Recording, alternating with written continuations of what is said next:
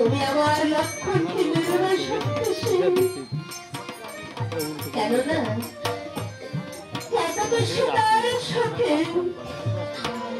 এত সীতার শোকে আমার তলক্ষীণ হয়ে আছে আর আজ যদি তুমি আমার লক্ষণকে হত্যা করো তাহলে যে আমার এদিকে প্রাণ থাকবে না শক্তিশালী তাই বলছে শক্তিশালী তোমার এমনের রাতে ফিরে যাও আমার লক্ষণকে তুমি মুক্তি দাও রামচন্দ্র এবার কি বলেছে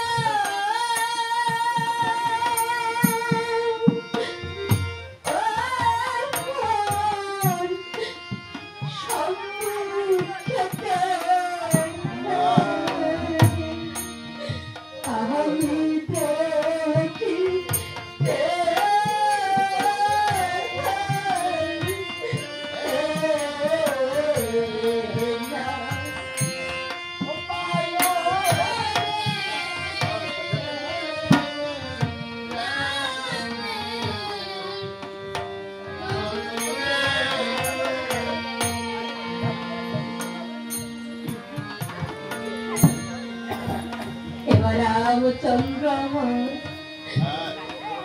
শক্তিশালী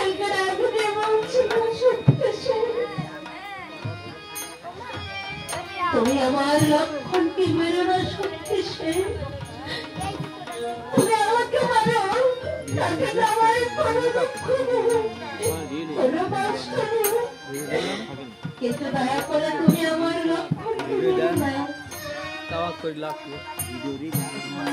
এবার শক্তিশালী দূরে থেকে প্রভুকে প্রণাম করে বলছে, প্রভু দয়াময়, আমার যে করার কিছু নেই, কেননা আমি যার কাছে থাকি তার যাজ্ঞ মহিলা স্বামী, আর তার আদেশ পালন করাটাই তো আমার কর্তব্য।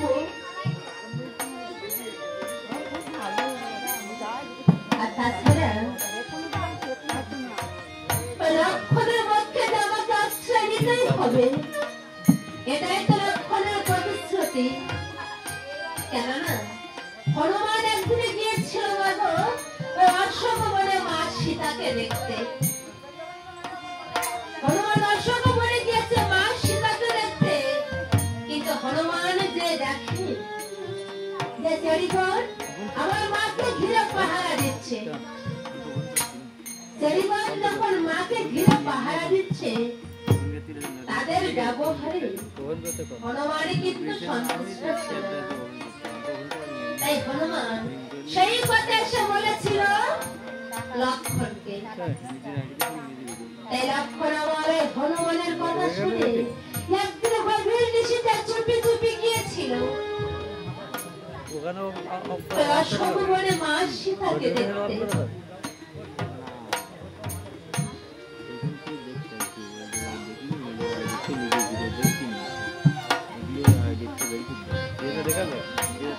চুপি চুপি গিয়েছিল অশোক বনে মা সীতাকে দেখতে, কিন্তু বাবা লক্ষণ যে কি দেখতে পায়, লক্ষণ যে দেখতে পায় রাবণ তার স্নান সিদ্ধ বসনে ফুলের সাজি হাতে নিয়ে পুষ্প উত্তরিত পুষ্পবিন্দুকে ডাকছে, পুষ্পবিন্দু আমি যে তোমাদেরকে আঘাত করে ছিটতে পারবো না, তোমরা যদি আমার মায়ের চরণে নিবেদিত হতে চাও তাহলে নিজের ইচ্ছায় আমার এই ফুলের সাজিতে পতিত হও। এই রাবণ রাজা এই কথা বলেছে, অমনি পুষ্পবিন্দু আমার ঝড় ঝড় করে রাবণের ফুলের সাজিতে পতিত হচ্ছে। এবার রাবণ পুষ্প চয়ন করে এক সিংহ সভা গাছাড়ে দিচ্ছে স্মরণময় মন্দিরে। রাবণ আমার মায়ের পায়ের নিচে বসে চোখের জল ছেড়ে দিয়ে কেঁদে কেঁদে বলছে,